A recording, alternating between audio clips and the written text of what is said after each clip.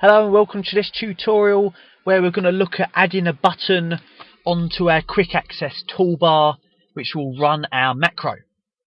So I have this spreadsheet that contains a macro, but at the moment there is no way of triggering it. I don't have a clickable button to run that macro.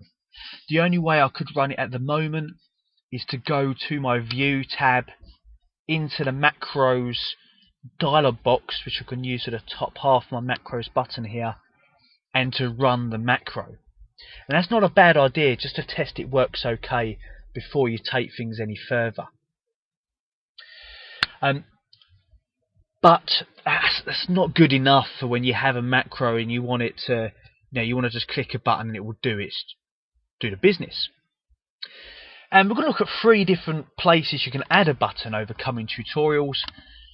But possibly the most common place to add a button will be the toolbar at the top of our screen, known as your quick access toolbar.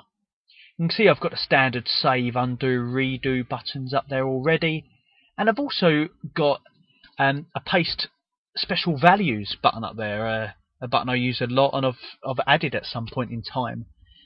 Never a bad idea, stepping aside from macros for a moment, to look at personalising that and customising it to your needs, so that you can work, much more productively day by day, using the features you use a lot much quicker. Good shortcuts. For now though, I'm going for the drop down arrow on the end, and we're going for more commands because we're hunting out our macro.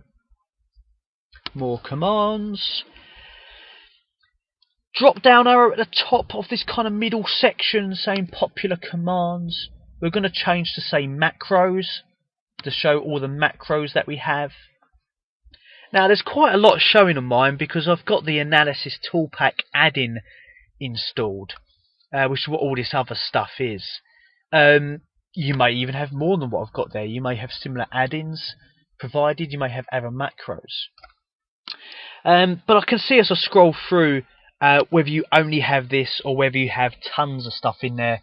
I can find protect formulas, the macro I recorded in the first lesson of this section of the course. And I'm going to add that across to the right. So the button goes across, it maintains that name with the underscore in there, and it has this flowchart icon. Now, first thing I'm going to mention here is at the top of this right hand side it says for all documents. So this button will be available to me in any file that I use. Now thinking about that for a moment, in the first tutorial I saved this macro to this file only. So by making this button available in any file, it'd be redundant anywhere else. If I opened up a different file and clicked this button, it will moan at me and say, "Where is your macro? I cannot find the macro to run." So it might make more sense, well that's not a terrible thing to keep it as it is, to remove that button. And I'm going to change this drop down arrow at the top here to this file only. Now I believe I'm right in saying that that functionality came out in the 2010 version of Excel. So depending on what version of Excel you're using, you may not be able to create a toolbar specifically for one type of file. But I believe it was 2010 and then onwards that became available. If not, just save it to the general toolbar. It's not a terrible thing. But I'm going to add that across now, so this button is only available, along with the others, although I don't see them, only in this file. And my next step is going to be to use this modifier button at the bottom of the right hand side, where most importantly really I can look at changing the name.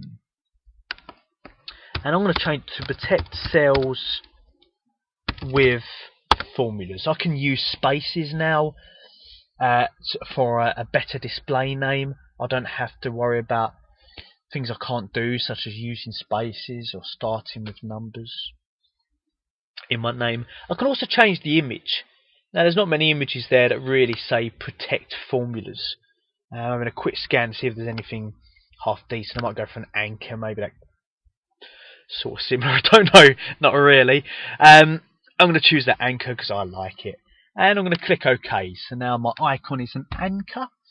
And my name is Protect Cells with Formulas. If I click OK, that button becomes available on my spreadsheet. And if I went to review for a moment and unprotected this sheet, because it is still actually protected, and then I went and hit that anchor button, it protects the spreadsheet again. If I go back to review, it's protected. So that's gone through them steps of unlocking everything, selecting the cells of formulas, locking them and protecting it. Now available just at the click of a button on the end of the toolbar there. If I quickly created a new spreadsheet, if I do Control N for a new file, I can see that that anchor is not there. It is only available in that one file. If it was there, I'd click it, it would moan at me and say it can't run a macro. That's not a terrible thing. It's not ideal, but I've managed to isolate it to this file, which is, I would say, better. So we've got our first way of triggering a macro there, first of a few as this course progresses, but possibly the most popular place to put one on, because it is the quickest way of accessing it, apart from a keyboard shortcut, is that we can click that button at the top from any sheet, any ribbon tab, it's there for us.